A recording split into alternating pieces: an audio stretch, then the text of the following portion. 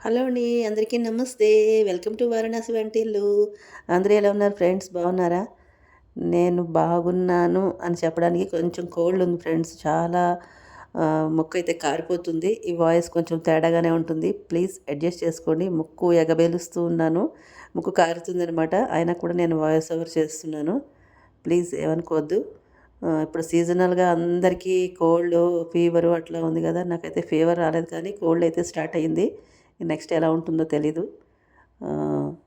ఆహ్, సరే ఫ్రెండ్స్, మీ అందరూ ఎలా ఉన్నారు? అందరూ బాగుండాలని, అందరూ హ్యాపీగా ఉండాలని, అందరూ హెల్తీగా ఉండాలని మనస్ఫూర్తిగా కోరుకుంటున్నాను ఫ్రెండ్స్. హెల్తీ రెసిపీస్ అన్నీ చేసుకుని తినండి. మన వారణాసి వంటిల్లు ఛానల్‌లో హెల్తీ రెసిపీస్ అన్నీ వస్తూ ఉంటాయి.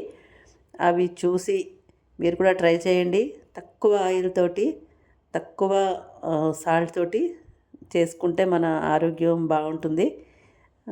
నేనైతే చాలా చాలా తక్కువ ఆయిల్ వాడతాను ఫ్రెండ్స్. మీకు అందరికీ ఇప్పటికి తెలిసే ఉంటుంది. ఆయిల్ ఎంత తక్కువ వాడితే అంత మంచిది కదా! అందుకని ఆయిల్ తక్కువతోటి మనం మంచి మంచి రెసిపీస్ చేసుకుందాము. వారణాసి వంటిల్లు ఛానల్ని సబ్స్క్రైబ్ చేసుకోండి. ఆ ఛానల్లో మంచి మంచి రెసిపీస్ అన్నీ వస్తూ ఉంటాయి. ఈవేళ మనం పప్పాయి తోటి ఇంకొక రెసిపీ చేసుకుందాం ఫ్రెండ్స్. చాలా బాగుంటుంది. సూపర్గా ఉంటుంది. మొన్న ఒక రెసిపీ పెట్టాను కదా ఫ్రెండ్స్, అది బొప్పాయ కొబ్బరి పాలతో చేశాను. అది కూడా సూపర్ అనమాట. ఎక్సలెంట్, చాలా బాగుంది. ఇది కమ్మగా ఉంటుంది. ఇది కూడా అద్భుతంగా ఉంటుంది. బొప్పాయ అల్లం కారంతో చేస్తాను అనమాట. అల్లం పచ్చిమిరపకాయ కారంతో చేసిన బొప్పాయి కూర అద్దరిపోతుంది ఫ్రెండ్స్. చాలా బాగుంటుంది. రోటీలోకి బాగుంటుంది, రైస్లో కూడా చాలా బాగుంటుంది.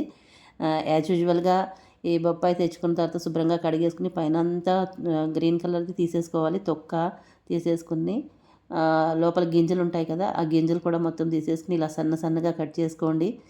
కట్ చేసుకుని ఆ మధ్యలో ఒక లేయర్ ఉంటుంది, మీరు చూసే ఉంటారు వీడియోలో. ఆ లేయర్ కూడా తీసేసుకోవాలి ఫ్రెండ్స్. అది అంత మంచిది కాదనమాట. ఆ లేయర్ తీసేసుకుని శుభ్రంగా కడిగేసుకోండి. 2-3 సార్లు కడిగేసుకుని మనం కట్ చేసుకోవాలి. కట్ చేసుకున్న తర్వాత కూడా ఇంకొకసారి కడిగేసుకుంటే బాగుంటుందన్నమాట. ఇలా చూసారా, సన్నగా పొడుగ్గా తరుక్కుని ఇలాగ కట్ చేసుకుంటున్నాను. ఈ కత్తి చూస్తుంటే మీకు ఏమనిపిస్తుంది ఫ్రెండ్స్? కామెంట్ రూపంలో కామెంట్ చేయండి. నాకైతే ఈ కత్తి అయితే భలే బాగుంది, చాలా బాగుంది. ఈ కట్ చేసుకోవడానికి అయితే సూపర్గా ఉందన్నమాట. చాలా షార్ప్గా ఉంటుంది. జాగ్రత్తగా కట్ చేసుకోవాలి. వెయిట్ ఉందేమో చక్కగా కటింగ్ చేసుకోవడానికి చాలా ఈజీగా ఉందన్నమాట. నాకైతే బాగా నచ్చింది. ఇదిగోండి, ఇలా నేనైతే చిన్నగా కట్ చేసేసుకున్నాను. మామూలుగా అయితే తురిమేసుకుంటే కూడా బాగుంటుంది. నేను తురిమి 2-3 సార్లు చేశాను. చాలా రెసిపీస్ తురిమి చేసినవి ఉన్నాయి. సరే, ఇప్పుడైతే ఇలా కట్ చేసి చేద్దామనే ఉద్దేశంతో ముక్కల కింద కట్ చేశాను అనమాట. ఇవన్నీ కూడా నేను చిల్లుల దాంట్లో వేసేసుకున్నాను. ముందు ఆల్రెడీ కడిగేసుకున్నాను. అయినా సరే ఇప్పుడు కట్ చేసుకున్న తర్వాత ఇంకొకసారి మంచిగా కడిగేసుకుని పక్కన పెట్టేసుకుందాము. ఇదిగోండి, శుభ్రంగా కడిగేసుకున్నాను. నీళ్ళన్నీ కింద పడతాయి కదా అని దాని కింద ప్లేట్ పెట్టాను అనమాట. మొత్తం తడి అయిపోతుంది కదా, అందుకని.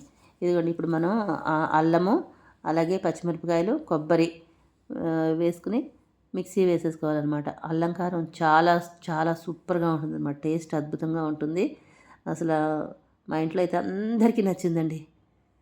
ఇదిగో మేము మిక్సీ వేసుకుని పక్కన పెట్టేసుకోవాలన్నమాట. ఇప్పుడు స్టవ్ వెలిగించుకుని చూసారా, ఆయిల్ ఒకసారి మీరు చూడండి. ఇదే ఆయిల్. మన కూర మొత్తం అయిపోతుంది. ఈ చిన్నగా 2 స్పూన్లు అంటే చాలా తక్కువ ఆయిల్ అనమాట. పోపు కూడా వేగకుండా ఉండే అంత ఆయిల్. పోపు వేస్తుంటే కూడా కనపడదు మనకి.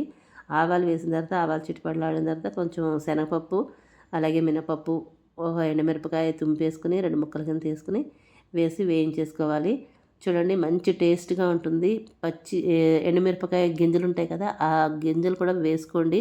లాస్ట్లో వేసుకోండి, ఫస్ట్లోనే వేసేది. పోపు అంతా వేగిపోయిన తర్వాత లాస్ట్లో వేసుకోండి. సూపర్గా ఉంటుందన్నమాట. ఇట్లా వేసి చూడండి, మిరపగింజలు వేసి చూడండి, అద్భుతంగా ఉంటుంది.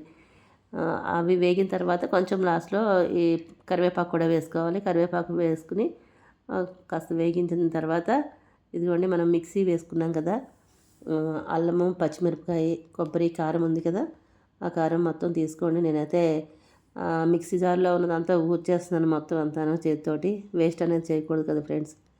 వేస్ట్ చేయకుండా మొత్తం అంతా ఉన్నదంతా ఊడ్చేసాను. మొత్తం ఒకసారి కలిపేసుకోండి. కొంచెం ఇది నేనైతే పచ్చి కొబ్బరి వాడతాను. పచ్చి కొబ్బరి వాడతాను ఫ్రెండ్స్ నేను. ఎండు కొబ్బరి నేను పెద్దగా వాడను. ఎండు కొబ్బరి అంటే కొంచెం ఆయిలీ వాసన వస్తుంది కదా, అందుకని ఎప్పుడు పచ్చి కొబ్బరి అలవాటు అనమాట. అందుకని పచ్చి కొబ్బరి వేసుకున్నాను. మీకు ఎండు కొబ్బరి అలవాటు ఉంటే ఎండు కొబ్బరి కూడా వాడుకోవచ్చు, వేసుకోండి. ఈ కొబ్బరి కొద్దిగా వేగిన తర్వాత ఇదిగోండి, మనం కట్ చేసి పెట్టుకున్న బొప్పాయి ముక్కలు కడిగేసి పెట్టుకున్నాం కదా, ఆ బొప్పాయి ముక్కలు కూడా దీంట్లో వేసేసుకుందాము. ఇప్పుడు కొద్దిగా పసుపు, కొద్దిగా ఉప్పు వేసుకోవాలన్నమాట. ఉప్పు కొంచెం తగ్గించి వేసుకోండి, ఎక్కువైపోతే తీయలేం కదా ఫ్రెండ్స్, తక్కువైతే మళ్ళీ కలుపుకోవచ్చు. అదే లాజిక్, అంతకంటే ఇంకేమీ లేదు, అందరికీ తెలిసినదే కదా.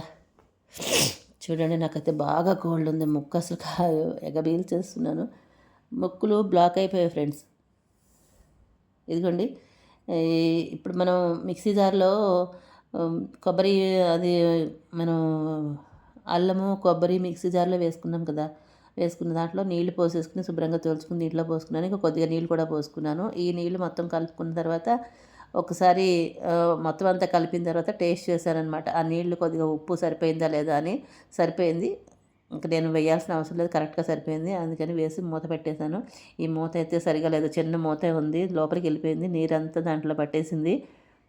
ఇప్పుడు మూత తీసేయాలి. ఇప్పుడు తీసి వేరే మూత మారుస్తాను అనమాట. తీసుకుని ఒకసారి కలిపేసుకోండి, మూత తీసి మొత్తం అంతా ఇలా కలిపేసుకోండి. ఈ మూత తీసుకెళ్ళి అక్కడ సింక్లో పడేసి వేరే మూత పెడతానమాట.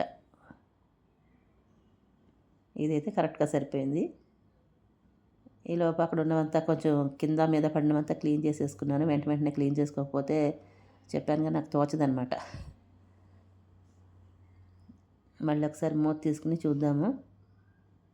ఇంకా ఆల్మోస్ట్ ఉడికిపోవచ్చింది ఫ్రెండ్స్. కమ్మగా భలే ఉంటుంది అసలు, ఆ అల్లం టేస్ట్ సూపర్గా ఉంటుందన్నమాట. అల్లం కొబ్బరి టేస్ట్ భలే ఉంటుంది. కొబ్బరి వేసిన తర్వాత నీళ్ళు పోసి మనం ఉడికిస్తాం కదా ఫ్రెండ్స్, అది కొబ్బరి పాలలాగే ఉంటుందన్నమాట. నీళ్ళల్లోకి కొబ్బరి ఉడికి బాగుంటుంది. ఇదిగోండి, నేను మీకు చూపిస్తున్నాను, చాలా వేడివేడిగా ఉంది, చేయి కాలుతుంది. అయినా సరే ఒకసారి ఉడికిందో లేదో చెక్ చేస్తాను అనమాట. ఉడికిపోయింది. ఇదిగోండి, మొత్తం అంతా ఉడికిపోయింది.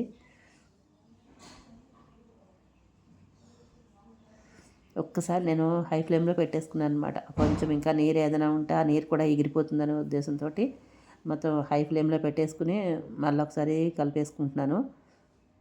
మీరు మధ్య మధ్యలో 1-2 సార్లు చూసుకుని కలుపుకోండి, లేదంటే అలా వదిలేసారనుకో మాడిపోతుంది. దాదాపు ఈ కర్రీ అవ్వడానికి, ఈ కూర రెడీ అవ్వడానికి సన్నని సెగ మీద మగ్గాలి కదా, సిమ్లోనే మగ్గించాను, లో ఫ్లేమ్లో పెట్టి. అది ఒక అర్ధగంట దాకా అయ్యిందండి. ఎందుకంటే మనం ఆయిల్ తక్కువ వేసాము, ఆయిల్ చాలా చాలా తక్కువ వేసాం కదా, నీళ్ళతోటే ఉడికింది ఆల్మోస్ట్. అందుకని అరగంట ఖచ్చితంగా పట్టింది ఫ్రెండ్స్. ఇదిగోండి, ఇవంతా కూర నేను ఈ బౌల్లోకి తీసేసుకున్నాను. ఈలోపు ఇవన్నీ పక్కన ఉన్నవన్నీ తీసేసుకున్నాను. తీసిన తర్వాత ఈ స్టవ్ మీద ఉన్న మూకుడు కూడా తీసి మనం సింక్లో వేయకపోతే ఇక తోచదు, వెంటనే ఆ పని అయిపోవాలి కదా, చెప్పాను. అలా చేసేసుకుంటేనే నాకు ఇష్టం అనమాట. చిమ్నీ కూడా ఆపేసుకున్నాను.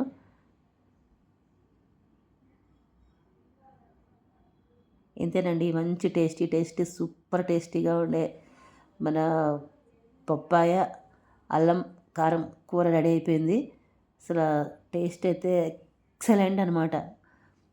పిల్లలు కూడా తినేసేయచ్చు, కమ్మగా ఉంది. ఎంత కమ్మగా ఉందంటే నేను నైట్ అయితే చపాతీలోకి కర్రీ తిన్నానమాట. అసలు ఎంత తినగొలిది తినాలని అనిపిస్తుంది, చాలా బాగుంది, సూపర్గా ఉందనమాట. వేడివేడిగా ఉంది, టేస్ట్ చేసి చెప్పాలి కదా మీకు, అందుకని నేను టేస్ట్ చేస్తున్నాను అనమాట. చూడండి ఎట్లా ఉందో, నా ఫేస్ ఫీలింగ్స్ మీకు అర్థమైపోతాయి. అన్నీ బాగున్నాయి అంటున్నాను, కానీ మీరు కూడా ఒకసారి ట్రై చేసి ఎలా ఉందో నాకు కామెంట్ రూపంలో తెలియచేయండి. ప్లీజ్ ఫ్రెండ్స్, వీడియో చూసే ముందు ఒక లైక్ ఇవ్వండి, అలాగే షేర్ చేయండి, సబ్స్క్రైబ్ చేయండి. ఇంతే ఫ్రెండ్స్, ఇంతకంటే ఇంకా ఏం లేదు. ఇవాళ ఈ వీడియో ఇక్కడితోటి ఎండ్ చేసేస్తున్నాను ఫ్రెండ్స్. ఓకేనా, బాయ్, థ్యాంక్ యూ.